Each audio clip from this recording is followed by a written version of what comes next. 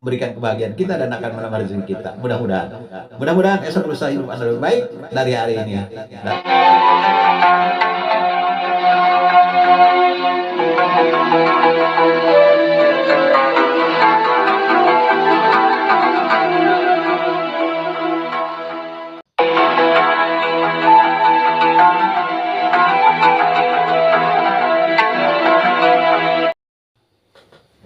Saya sering kedatangan banyak pasien yang ke rumah menanyakan tentang bagaimana menghilangkan gelisah dan susah tidur ya.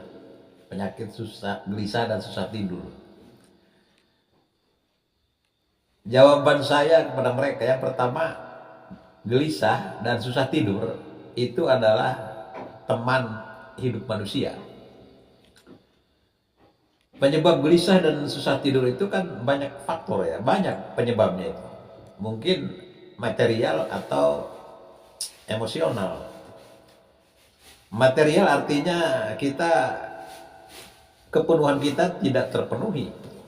Sandang, pangan, papan. Mungkin salah satu dari ketiganya itu ada salah satu yang tidak terpenuhi. Kemudian kita gelisah, ketakutan, itu takut namanya. Ya, khauf namanya, khauf.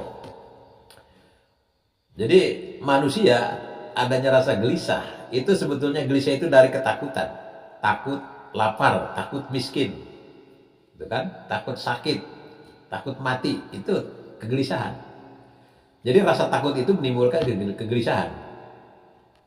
Dan itu lumrah, itu manusiawi, tidak perlu terlalu dipikirkan ya.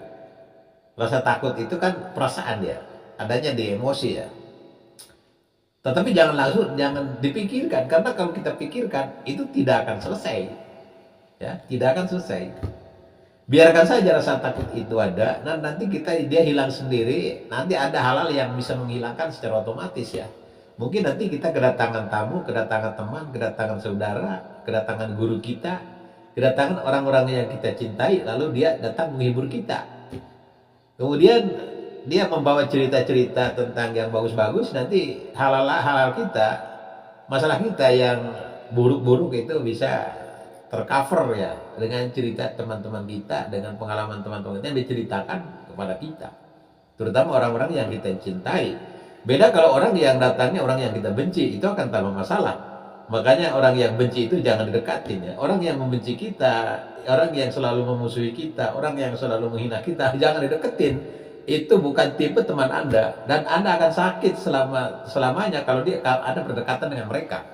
Jadi tinggalkanlah orang-orang yang memang punya karakter buruk. Fahjurhum hajron jamila, tinggalkan mereka dengan cara yang baik. Tapi jangan bikin masalah meninggalkannya. Ya tinggalkan aja. Kita fokus pada tugas kita fokus pada job kita. Jadi jangan terlalu sering berkumpul dengan orang-orang yang memang mereka membenci Anda dan tidak suka Anda. Ngapain? Anda di situ tidak hargai. Mungkin di tempat lain Anda dihargai. Kenapa? Karena tidak setiap orang bisa dihargai di semua tempat. Itu logikanya. Seorang pemain musik, dia tidak ada manfaatnya kalau masuk ke dalam masjid. Betul kan?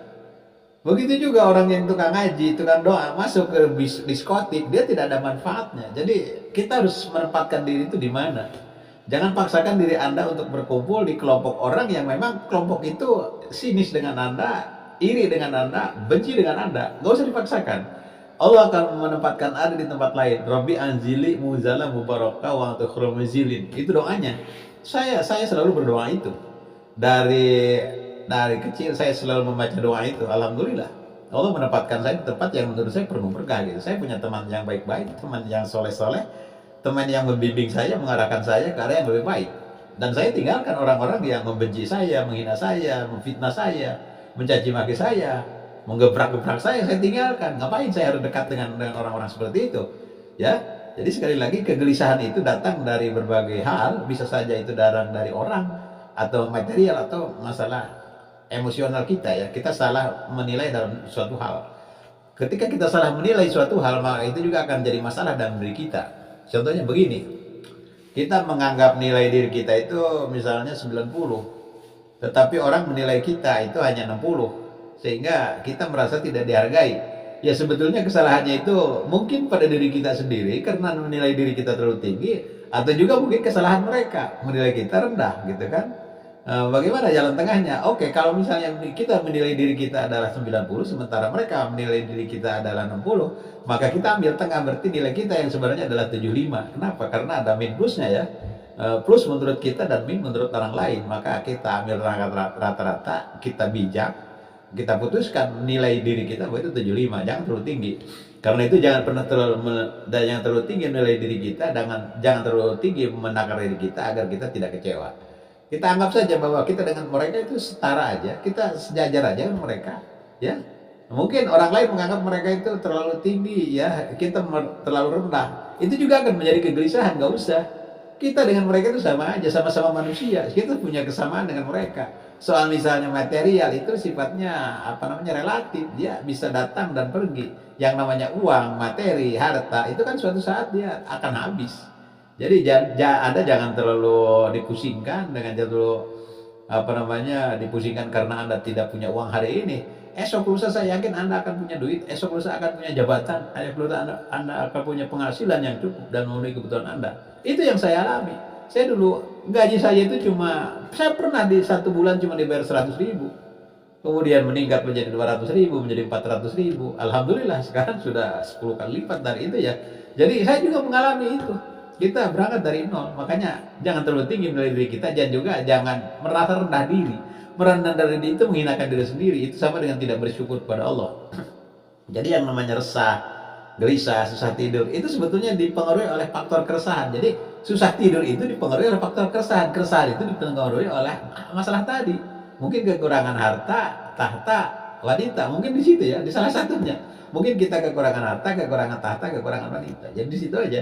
Kalau kita selalu merasa berkurang, ya kita akan gelisah. Solusinya gimana? Ya alhamdulillah kita bersyukur pada Allah.